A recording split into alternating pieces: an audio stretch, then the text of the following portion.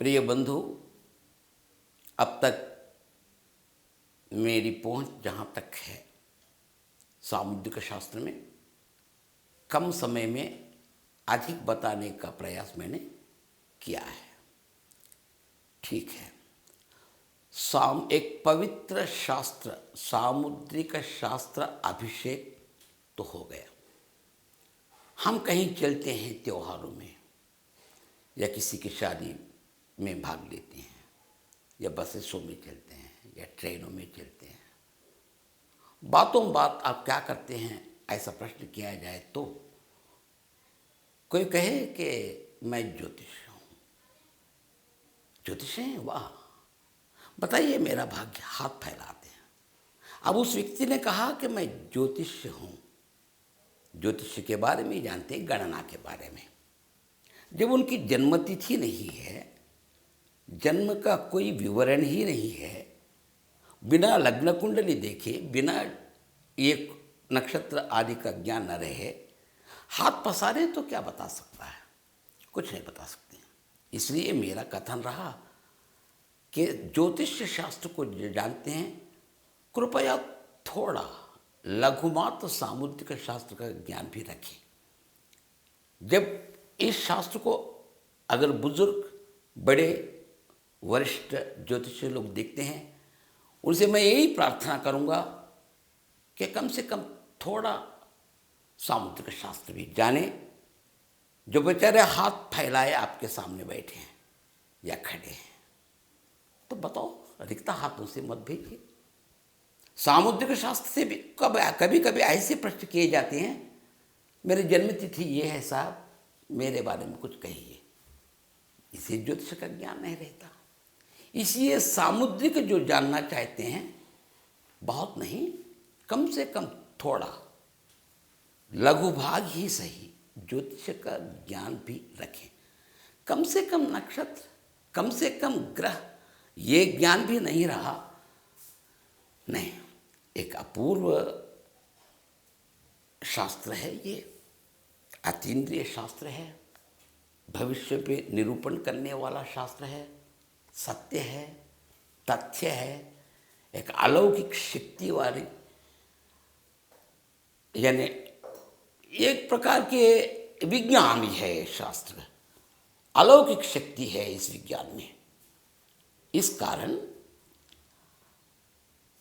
सामुद्रिक अभिषेक हो गया। मगर इससे भी बड़ा शास्त्र एक है, ज्योतिष शास्त्र। उद्दाऊ बड़े भाई हैं वे, उनका भी गौरव करें, उनका भी सम्मान करें। चले, एक शिष्ट, वरिष्ठ, विशिष्ट, गरिष्ठ व्यक्ति की प्रार्थना एक बार कर लेंगे तो हम पूत बन जाएंगे, पवित्र बन जाएंगे। मैं ज्योतिष शास्त्र में एकदम निरा बालक हूँ, प्ले स्कूल में हूँ, यहाँ तक कि कॉन्वेंट का विद्यार्थी भी नहीं हूँ। मैं ज्योतिषियों के सामने ज्योतिष बताने का ज्ञान मुझे नहीं है, अक्षर ज्ञान भी बहुत कम समझिए। कृपया ज्योतिष लोग इसे ही प्रधान समझकर छोटी मोटी जो गलतियाँ होती हैं, उस गलतियों को कृपया, जो सज्जन हैं, जो महानुभाव हैं, ज्योतिष के पारंगत हैं, उनसे मेरी प्रार्थना है कि मैं ज्योतिष नहीं पढ़ा रहा हूँ। ज्योतिष की दृष्टि से हम सामुद्रिक बता सकते हैं क्या? एक विचार आ गया कि क्यों न प्रयत्न किया जाए।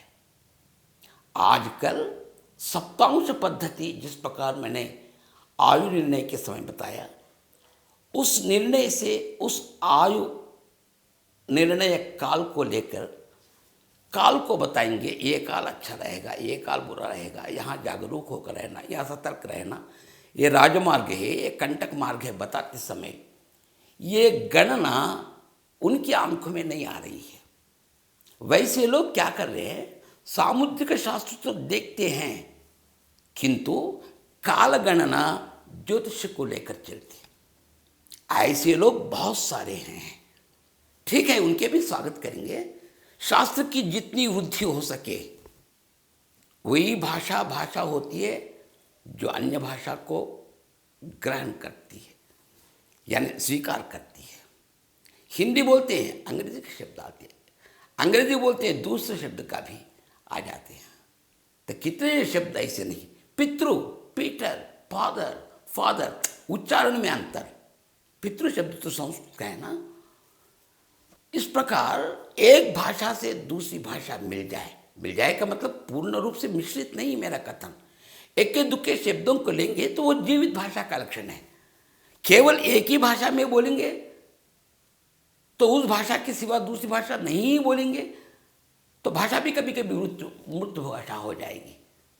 ऐसा न करें।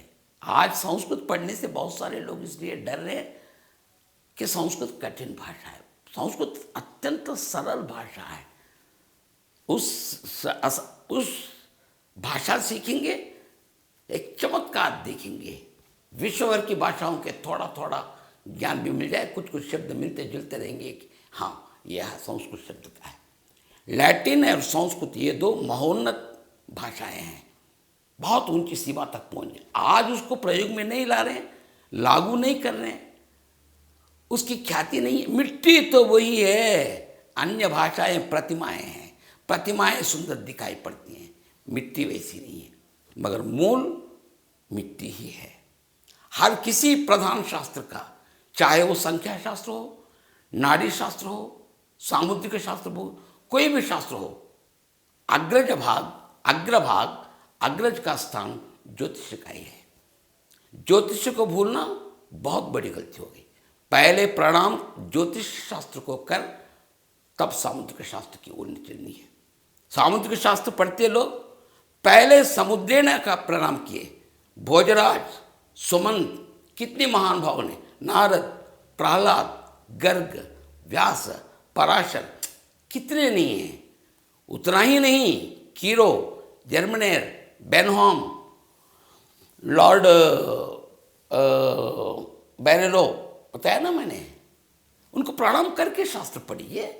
महानुभाव हैं वे लोग, अत्यंत वरिष्ठ लोग हैं। सभी को प्रणाम करेंगे।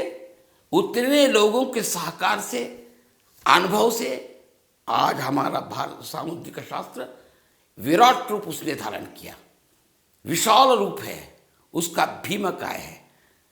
जिन लोगों ने इस भंडार को भरपूर किया, बिना उनको प्रणाम किए आगे कैसे जा सकते। और जिस शास्त्र से ज्योतिष शास्त्र का सामुद्रिक शास्त्र का लगन है, यानी जिसको प्रधान मानते हैं, उस प्रधान ज्योतिष शास्त्र को भी एक प्रणाम करें, क्योंकि एक शिष्ट शास्त्र है, बहुत वरिष्ठ शास्त्र है। मैं वरिष्ठ सज्जनों से कहूँगा जो ज्योतिष लोग हैं, मैं ज्योतिष पूरा तो नहीं बता रहा हूँ।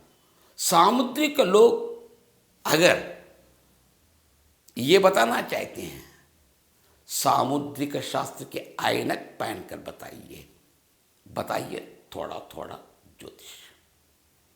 ज्योतिष के बारे में लिखेंगे तो कुल 27 नक्षत्र, 12 राशियां, हर एक नक्षत्र के 4 चरण, 9 चरण से मिलकर एक राशि।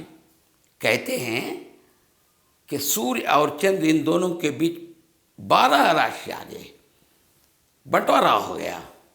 6 सूर्य के लिए गए, 6 चंद्र के लिए गए। ग्रहों ने समझा कि पूरे 12 के राशि 12 उनकी अधीन हो जाए तो हमारा क्या अस्तित्व रहेगा। तो एक विचार आ गया, तो गुरु चले। गुरु ने सूर्य से प्रार्थना की कि इतने राशियाँ हैं तो एक राशि कोई ना कोई दान दीजिए। कहा ठीक है, ले लो, धनुराशि ले लो। एक राशि उनके हाथ में जो है, जाते जाते जरा झांक कर देखे कि चांद की ओर, आप, हाँ मैं भी एक दूंगा, लीजिए ना, मीन राशि। उस प्रकार शनि तो सूर्य के पुत्र हैं, उनको क्यों नहीं देते हैं। गए, प्रणाम किए, पिताजी, अरे गुरु को तो यूँ तो 2 मिल गए, मुझे भी कुछ ना कुछ ले लो बेटे। मकर, चंद्र ने देखा, ले लो कुंभ। मकर, कुंभ शनि के लिए चले। मिथुन आ गए, बुध आ गए, मिथुन, कन्या, 2 राशि उनके लिए चल गए। मेष, वृषभ, मिथुन, कन्या। तुला राशि शुक्र को ले लेंगे हम। तुला राशि को ले लेंगे। शुक्र महान भाव है, उत्तम ग्रह है, गुरु का जितना बड़ा स्थान है उतना ही बड़ा स्थान शुक्र का भी है। बोले कि वृषभ राशि ले लो, और चांद ने कहा कि तुला राशि ले लो। बस 2 बंटवारा हो गया। मेष, वृषभ, मिथुन, कन्या, तुला, वृश्चिक। कुछ गले गए उनके यहाँ का क्या दिए? मेष राशि और वृश्चिक राशि उनको दे दिए। धनु, धनु तो उनके लिए गया। मकर, कुंभ उनके लिए गए। मीन इनके लिए गए। अब सूर्य और चंद्र के लिए क्या बचे? 2 ही राशि, एक है सिंह राशि, एक है कर्क राशि। ये 2 ही राशि उनके लिए रहे, वे उनके प्रधान हैं। तो एक एक राशि के लिए एक एक प्रधान ग्रह है, और 2-2 नक्षत्र, 3-3 नक्षत्र एक चरण को लेकर आते हैं या 2 चरण को लेकर आते हैं, तो मिश्रित हैं। कुल मिलाकर 9 चरण ज्योतिष लोग बताते हैं। सुना मैंने, बिल्कुल तो बाल शिक्षा बोलते हैं ना, एकदम बालक हूं, उसके बारे में मैं नहीं जानता हूं। अब रेखाओं को देखते हुए राशि का भी अध्ययन करें, तो जब सामुद्रिक शास्त्र की दृष्टि से जब राशियों का अध्ययन करेंगे, हथेली का अध्ययन करेंगे, तो कारक तो बहुत से हैं एक एक ग्रह के, हर एक ग्रह के बहुत से कारक हैं। मगर सामुद्रिक के नाते जब आप देखेंगे, कुछ विशिष्ट गुण भी दिखाई पड़ते हैं। एक बार कारकों पर दृष्टि डालेंगे, राशि पर दृष्टि डालेंगे, क्या क्या राशि हैं, क्या क्या ग्रह हैं, क्या क्या कारक हैं। इसके बाद लघुमात्र जो मैं जानता हूँ, जो मेरी पहुँच है, थोड़ा मात्र बताता हूँ, किंतु सामुद्रिक शास्त्र को दृष्टि में रखकर, सामुद्रिक शास्त्र को दृष्टि में रखकर बताऊंगा कि ज्योतिष शास्त्र से थोड़ा भिन्न हो सकता है, किंतु प्रवाह तो प्रधान प्रवाह है। गंगा ये लघुमात्र रूप से जाकर प्रवेश कर रही है नदी। अब देखिए, एक बार राशि, ग्रह क्या है, कारक क्या है, राशि क्या है, एक बार बहुत अच्छी तरह से दृष्टिपात कीजिए, बड़े शांति के साथ देखिए। बहुत सारे कारक हैं, बहुत कम कारकों को लिखना हुआ यहाँ, एक बार कृपया दृष्टिपात कीजिए।